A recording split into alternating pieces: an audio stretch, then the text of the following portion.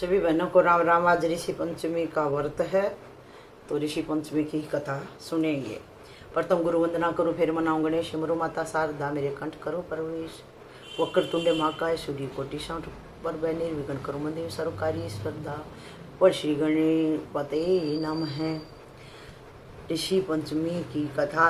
संपूर्ण पूजा में मध्याह्न व्यापनी तिथि ग्रहण करनी चाहिए। यदि दोनों दिनों मध्याह्न व्यापनी पंचमी हो, पूर्वयुता होनी चाहिए। जैसा कि माधवाचार्य ने कहा है कि सब जगह पंचमी पूर्वा ही लेनी चाहिए, जो कि निर्णय सिंधु में दियोदास ने ऋषि पंचमी षष्ठी युता कही है, वह मान्य नहीं है।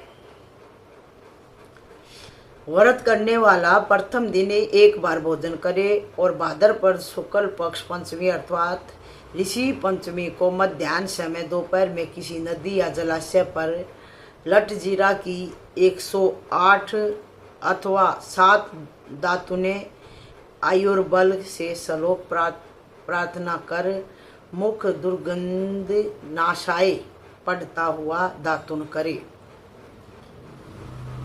मुख दुर्गंध नाशाय पढ़ता हुआ दातुन करे।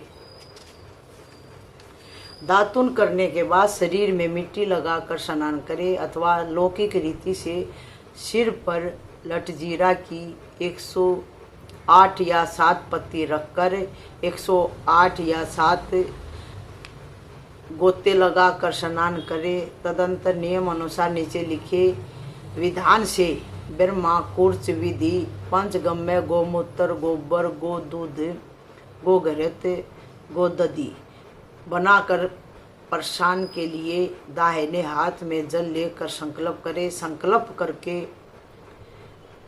तांबे आदि के पात्र में गायत्री मंत्र से गोमूत्र, गंध द्वार से गोबर, अपाय सौ से दूध, दधि कर्णों से दही, तेजोसी शुक्र से घी और देवय सयतवा पढ़ ओम का उच्चारण कर शत्रुआ आदि काष्ठ से मथ कर 7 हरी कुशाओं से नीचे लिखे मंत्र पढ़ता हुआ पंचगम्य की 10 आहुति दे अर्थात पृथ्वी पर कुश डूबा डूबा कर चुबाता जाए। इस प्रकार 10 आहुति देकर यतव गृहस्थी मंत्र पढ़ ओम का उच्चारण कर पंचगम्य प्राशन करे। यदि हवन करने की इच्छा न हो तो आहुति देने वाले मंत्र का उच्चारण कर पंचगम्य प्राशन करे, परंतु बिना मंत्र पढ़े ही पंचगम्य प्राशन न करे। कथा इस प्रकार है। राजा सुतासव ने कहा कि हे पितामह, मुझे ऐसा व्रत बतलाइए जिससे समस्त पापों का नाश होवे। तब ब्रह्मा जी ने कहा, राजन, मैं तुम्हें वह व्रत बताता हूँ जिससे सब पाप विनाश को प्राप्त होंगे। वह ऋषि पंचमी का व्रत है, जिसके करने से नारी जाति के तमाम पाप दूर होकर पुण्य की भागी होती है। जिसके लिए तुमसे एक पुरातन कथा कहता हूँ। इसके लिए तुमसे एक पुरातन कथा कहता हूँ। विदर्भ देश में एक उतंक नाम के सदाचारी ब्राह्मण रहते थे। उनकी पतिव्रता नारी सुशीला से एक पुत्री और एक पुत्र का जन्म हुआ। पुत्र सुविभूषण ने वेदों का सांगोपांग अध्ययन किया।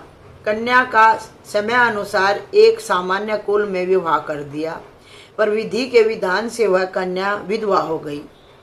तब वह अपने स्तित्व की रक्षा पिता के घर रह कर करने लगी। ब्राह्मण सह परिवार गंगा तट पर एक कुटिया बनाकर रहने लगे। ब्राह्मण बालकों को विद्या अध्ययन कराने लगे। एक दिवस कन्या का जो ब्राह्मण था वो बच्चों को विद्या अध्ययन कराता, मतलब शिक्षक था।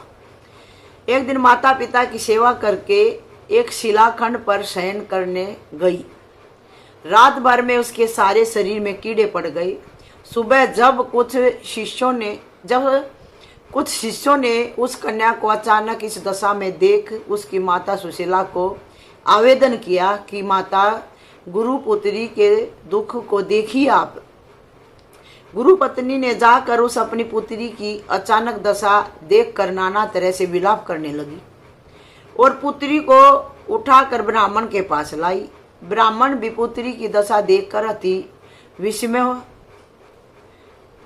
विस्मय को प्राप्त हुए और दुखी हुए। तब ब्राह्मणी ने हाथ जोड़कर कहा, महाराज, क्या कारण है कि इस पुत्री के सारे शरीर में कीड़े पड़ गए? तब महाराज ने ध्यान करके देखा तो पता चला कि यह पुत्री 7 जन्म पहले एक ब्राह्मणी थी। तो एक दिन रस सवला होते हुए भी घर के तमाम बर्तन, भोजन सामग्री छू ली और ऋषि पंचमी के व्रत को भी अनादर से देखा। उसी दोष के कारण इस पुत्री के शरीर में कीड़े पड़ गए, क्योंकि रसवला रजोधर्म वाली नारी प्रथम दिन चंडालनी के बराबर होती है, दूसरे दिन ब्रह्मघातनी के समान होती है और तीसरे दिन धोबिन के समान ये शास्त्र दृष्टि से मानी जाती है। तुम्हारी कन्या ने ऋषि पंचमी व्रत के दर्शन अपमान के साथ किए थे। इससे ब्राह्मण कुल में जन्म तो हुआ पर शरीर के में कीड़े पड़ गए हैं।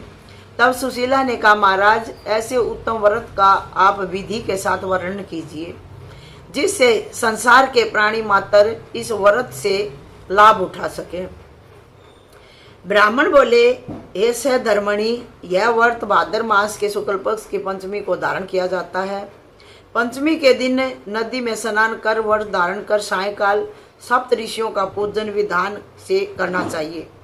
भूमि को शुद्ध गो के गोबर से लीप कर उस पर अष्टकमल दल बनाकर नीचे लिखे सप्त ऋषियों का स्थापन कर प्रार्थना करनी चाहिए।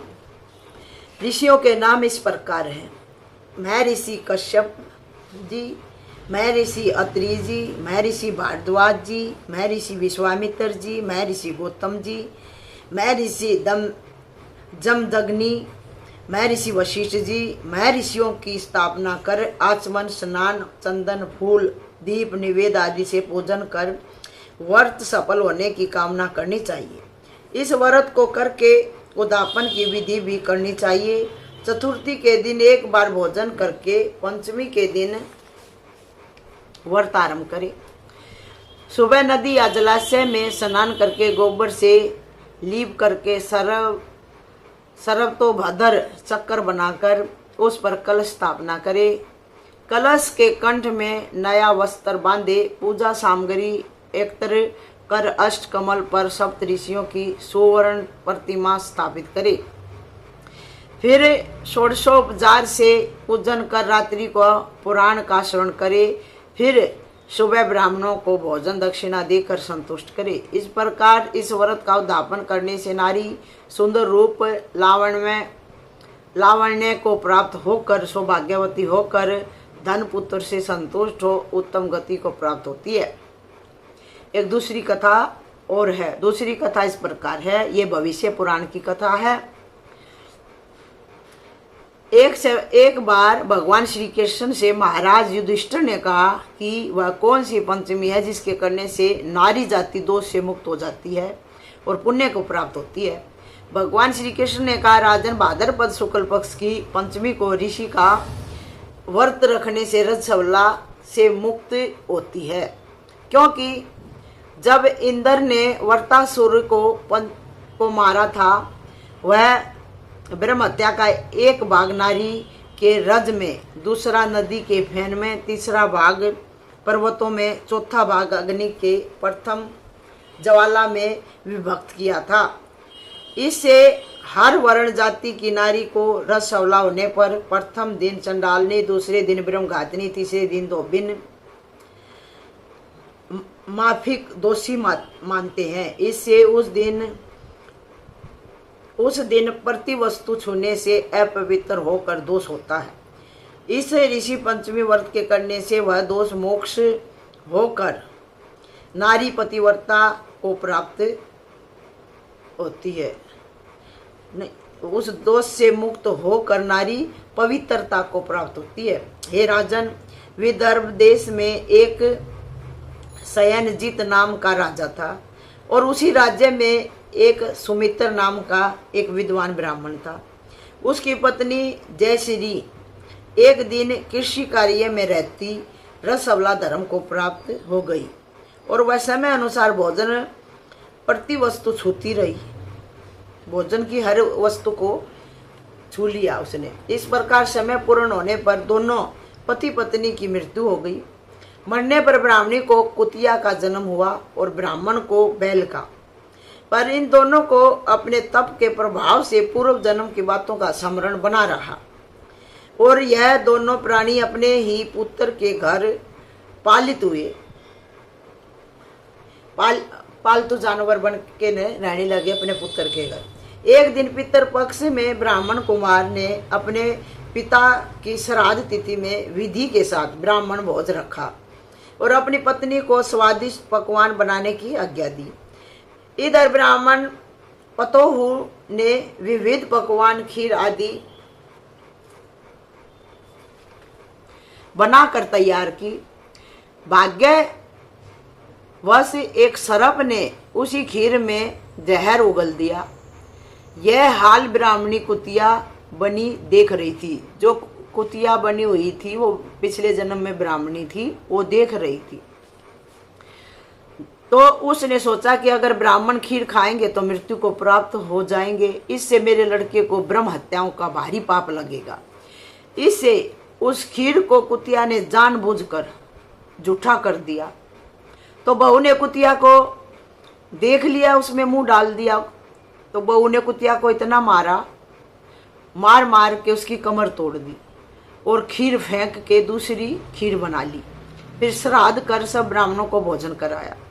रात को कुतिया ने जाकर अपने पूर्व पति बैल से दिन में होने वाली सारी घटना बताई। अब ये पिछले जन्म में तो ब्राह्मण ब्राह्मणी थे और अगले जन्म में एक बैल बन गया पिता तो, और कुतिया माँ बन गई और अपने बेटे के घर में पालतू पशु बन के ये रहने लगे। तो उसने अपने जब शाम को उसका पति आया खेत से बैल, तो उसको कुतिया सारी बातें बता रही है, पूरे दिन की घटना बता रही है। बैल बोला, प्रिय तुम्हारे ही पाप के संसर्ग से आज मुझे बैल होना पड़ा है और आज मेरे लड़के ने दिन भर मुंह बांध कर मुझे जोता है और अभी तक एक मुट्ठी घास भी नहीं डाली है।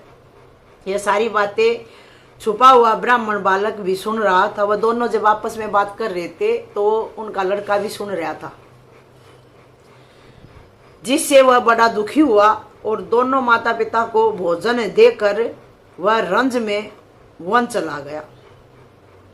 वन में ऋषियों को दंडवत करके पूछा, महाराज मेरे माता पिता कुतिया व बैल योनि में हैं, वह किस प्रकार इस योनि से छुटकारा पा सकेंगे?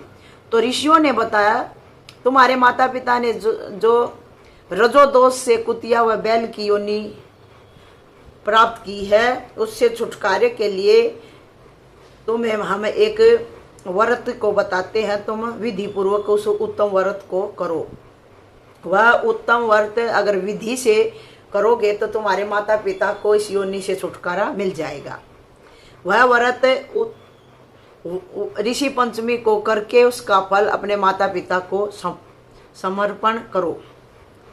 वह पुण्यतिथि ऋषि पंचमी है, उसको आप व्रत करो और उसका फल अपने माता पिता को समर्पण करो, जिससे वह इस पशु योनि से मुक्त होकर स्वर्ग को प्राप्त करेंगे।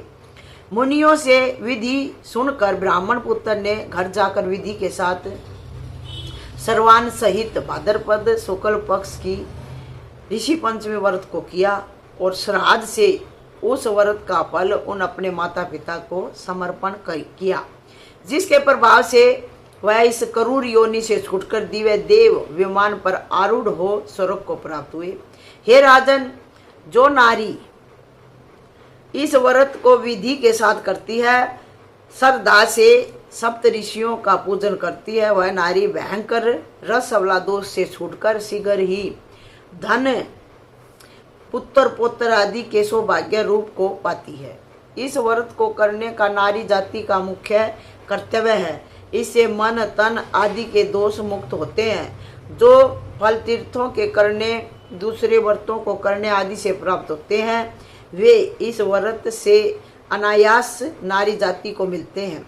हे युधिष्ठिर महाराज, इस व्रत का ऐसा महत्व है। ये हमारी ऋषि पंचमी व्रत की कथा संपूर्ण हुई बहनों। आरती जय जगदीश हरे की है। तो सभी बहनों को मीठी मीठी राम राम। इस कथा को सुनना, इससे ज्ञान मिलता है हमने किस धर्म का पालन करना चाहिए। अब जो भी हमसे गलती हुई है उनकी माफ़ी के लिए ये व्रत जरूर करना चाहिए। 7 व्रत जरूर करने चाहिए और फिर अपने 8वें को उद्यापन कर देना चाहिए। बोल सप्त ऋषियों की जय हो। ऋषि पंचमी की जय हो।